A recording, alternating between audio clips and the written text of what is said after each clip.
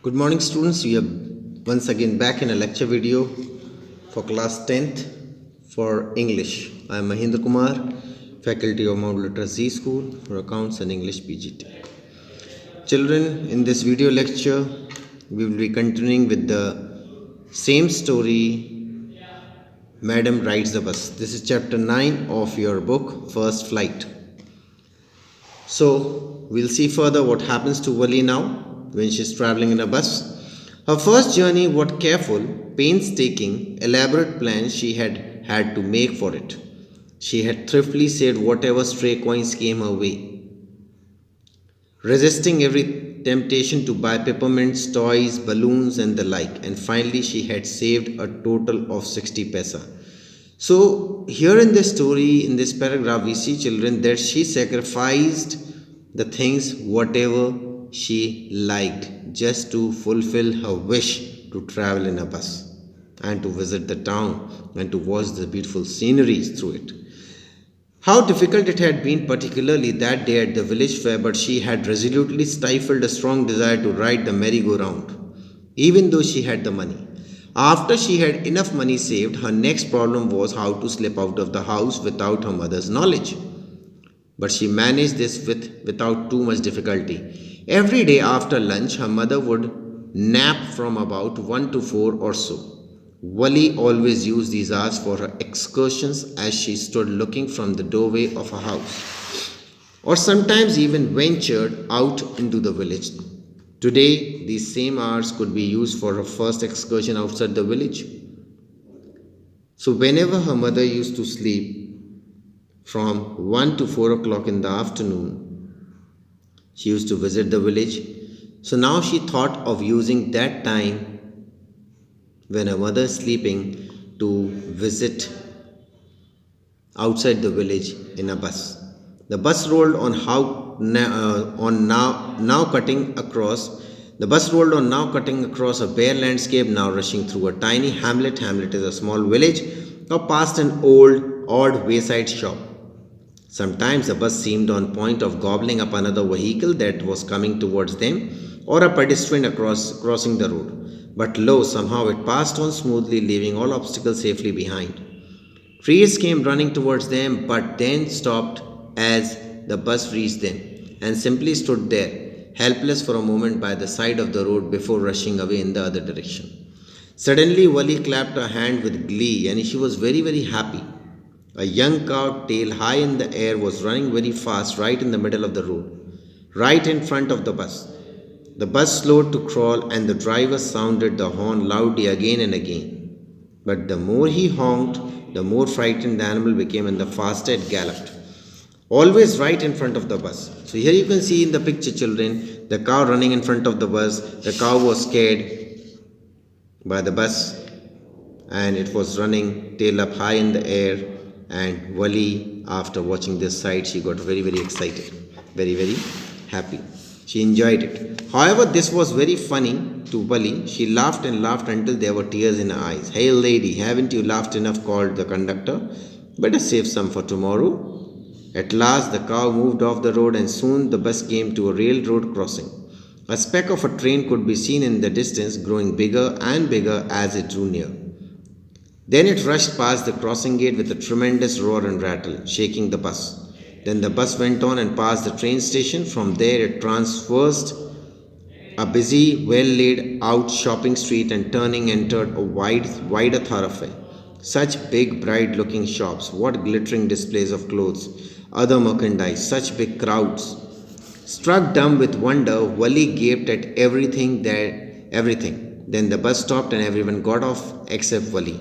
"Hey lady," said the conductor, "aren't you ready to get off? This is as far as your 30 paisa takes you." "No," Wali said, "I am going back to the same bus, on the same bus." She took another 30 paisa from her pocket and handed the coins to the conductor. "Why, is something the matter?"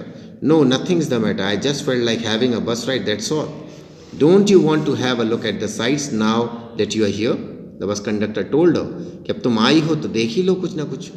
"All by myself." "Oh, I'd be much too afraid." Greatly amused by the girl's way of speaking, the conductor said, "But you weren't afraid to come in the bus." "Nothing to be afraid of about that," she answered. "Well then, Why not go to that stall over there and have something to drink? Nothing to be afraid of about that either. Oh no, I couldn't do that. Well then let me bring you a cold drink. No, I don't have enough money. Just give me my ticket, that's all. It'll be my treat and not cost you anything, the conductor said. मेरी तरफ से भी लो. No, no, she said firmly, please no. The conductor shrugged and they waited until it was time for the bus to begin the return journey. Again there were many passengers. Won't your mother be looking for you? The conductor asked when he gave the girl her ticket. No, no.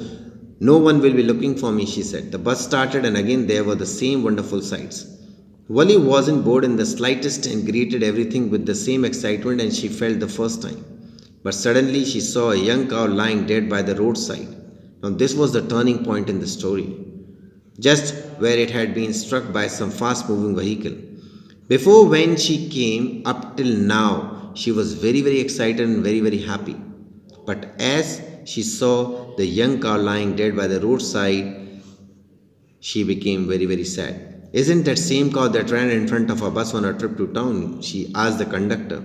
The conductor nodded and she was overcome with sadness. What had been a lovable, beautiful creature just a little while ago had now suddenly lost its charm and its life and looked so horrible, so frightening as it lay there, legs spread eagled, a fixed stare in its lifeless eyes, blood all over. The bus moved on, the memory of the dead cow haunted her, dampening her enthusiasm. She no longer wanted to look out of the window. She sat thus glued to her seat until the bus reached a village at 3:40. She stood up,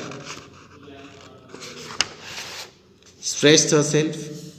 Then she turned to the conductor and said, "Oh, well, sir, I hope to see you again." "Okay, madam," he answered her, smiling. "Whenever you feel like a bus ride, come and join us, and don't forget to bring your fare." She laughed and jumped down from the bus. Then away she went, running straight for home.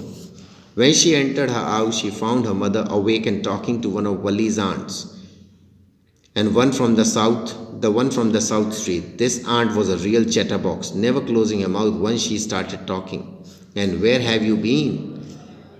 said her aunt when Wally came in. She spoke very casually, not expecting a reply. So Wally just smiled and her mother and an aunt went on with their conversation. "Yes, you are right," her mother said.